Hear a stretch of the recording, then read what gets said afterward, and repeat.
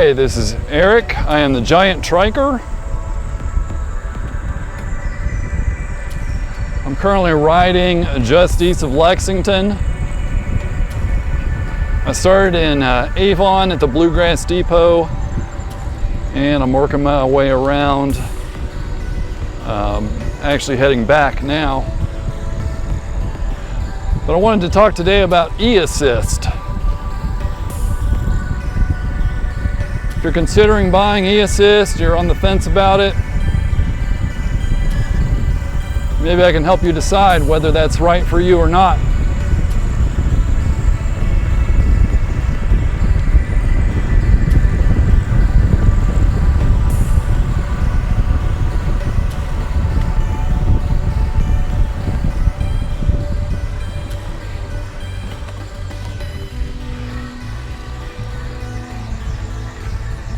So as you can see, I'm going up a pretty steep hill right now, and it's not too hard to do so.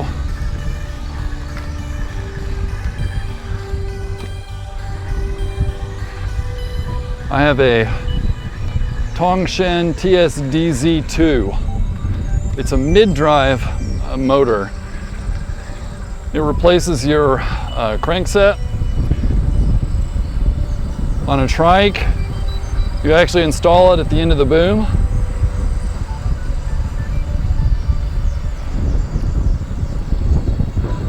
I might go into more detail about how you install that in another video, but I'm just going to talk today in general about why you might want to get e-assist or not get e-assist.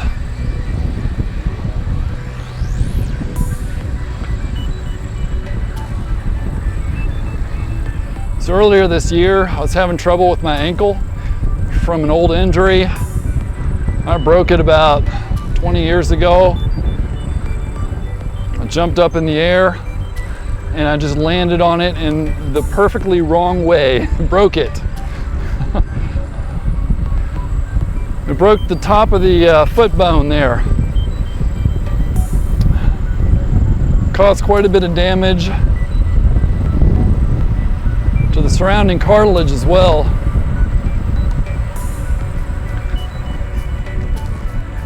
So I had to wear a cast for a while, had surgery on it.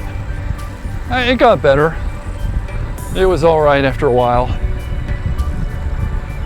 Last fall it started acting up again, and it was hurting all the time. It was definitely limiting my biking.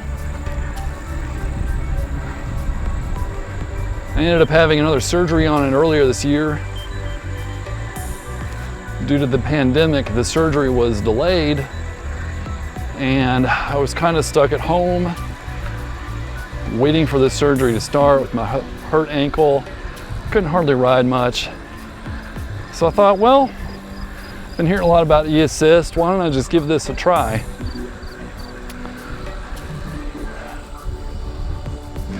Not only will I get value out of it before the surgery, but after I recover,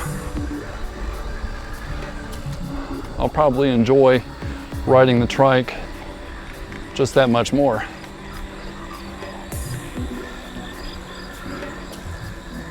So I installed the motor, battery holder, battery bracket, battery, all that, got that working. And I'll tell you what, when I ride with it, I feel like Captain America, okay? So I feel a lot stronger, I'll put it that way.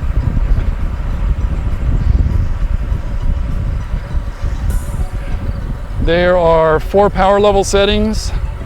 I kind of feel like each of those notches on there drops about 30 pounds. So it's like I'm 30 pounds lighter. Times 4.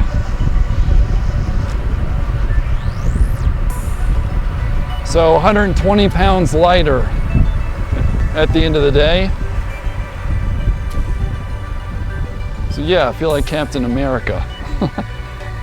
The particular trail I ride near my house, called the Legacy Trail, it's about 12 miles. I used to average anywhere from 11 to 12 on that. With the e-assist, I can average about 16 with a lot less effort as well. So it's definitely a good way to, I would do air quotes, but I can't air quotes while I'm recording and riding. Air quotes cheat.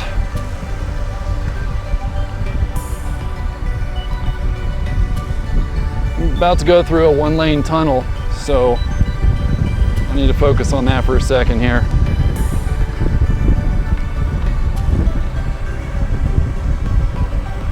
Goes under a railroad. Let's do a cool 360 shot with this. Yeah, it looks totally clear. Here we go.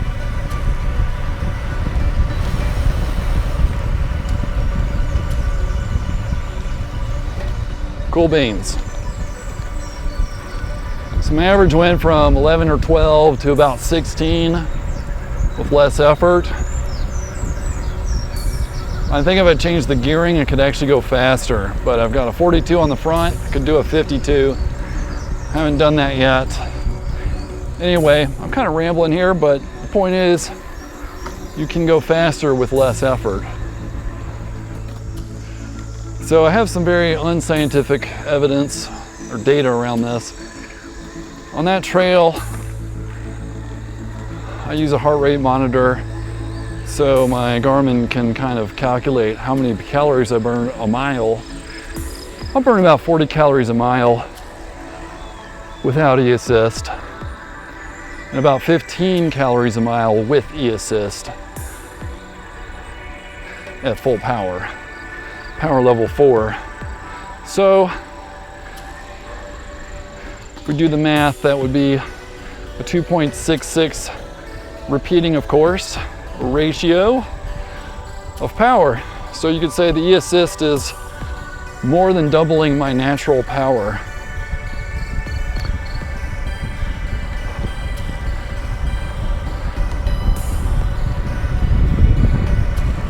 So you might be thinking, well, am I going to get as good of a workout if I use e-assist? I think that's a pretty valid concern. Think about it like this. The effort is up to how hard you're pushing. I didn't explain this earlier, but the e-assist I'm using is a torque sensing.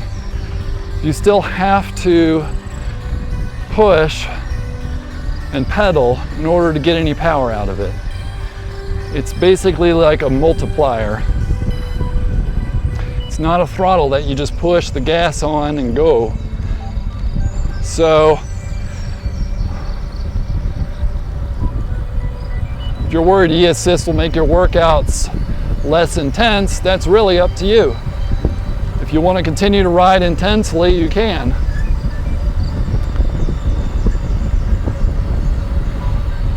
Just that you'll be able to go that much faster and further and see that much more around you.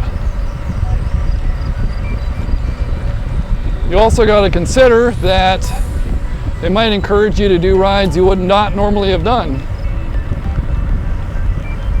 Without e-assist and my ankle still being not in the best shape since my surgery,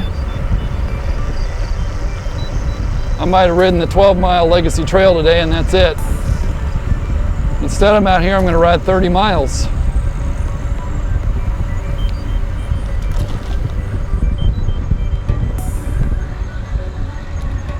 And if you do the math on that, it turns out I burn the same number of calories either way. Just that I got to do a much more interesting ride. It's a very steep hill. This is a more interesting ride and something I can share with you that's different and unique than the Legacy Trail. So that's my reasoning around e-assist. I think it brings a lot of value and it's worth the investment. I still get winded on those hills despite the power multiplier. I want to thank at the time of this recording, I have 6 subscribers now. Thank you. You did not forget to like or subscribe, you naughty people, but I'll forgive you. And if you're not subscribing yet, please forget to subscribe or like the video. You don't like this video, right? Nah. If you're in Lexington, this route goes through the Bluegrass Depot to Clintonville to North Middletown. It's a beautiful day. Notice the leaves are starting to change color and drop from the trees. A few yellow leaves up there.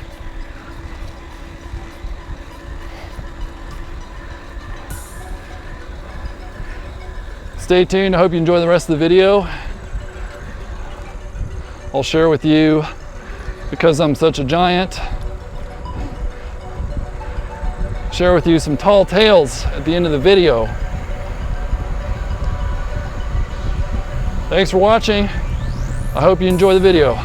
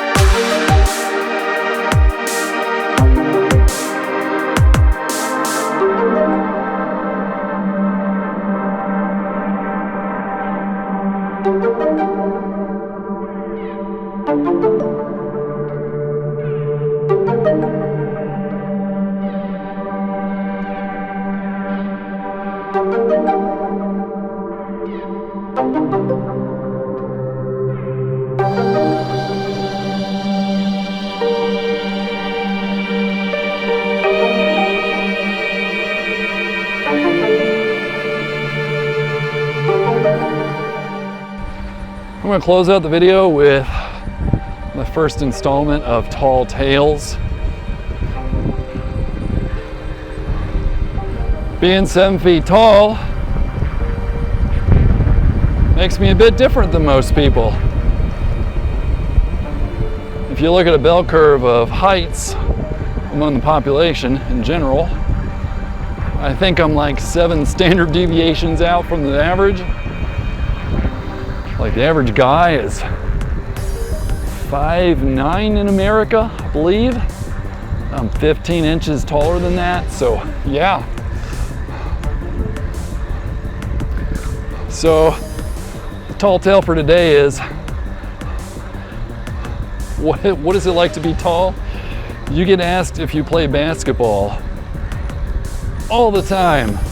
All the time. Basketball is pretty dang popular. So basically everywhere I go, I get asked whether I play basketball or not. The answer to that is no. No. I've got the height, but not the athletic ability. Let's put it that way. I'm built like a signpost. So the answer is no, definitely not. Basketball is not my jam. But I did play the NBA Jam on Sega Genesis. That was actually one of my favorite games as a kid. Only sports game I ever really got into, just because it's not realistic. I'll be honest, I'm just not a sports guy at all. So yeah, if you see somebody who's really tall, don't ask him if he plays basketball, or her. It's kind of rude. There's just a lot more interesting things about me than whether I play a sport or not. Yeah, maybe I'll talk about those at some point in the future, but that's a tall tale for today. Thanks for watching. Catch you next time.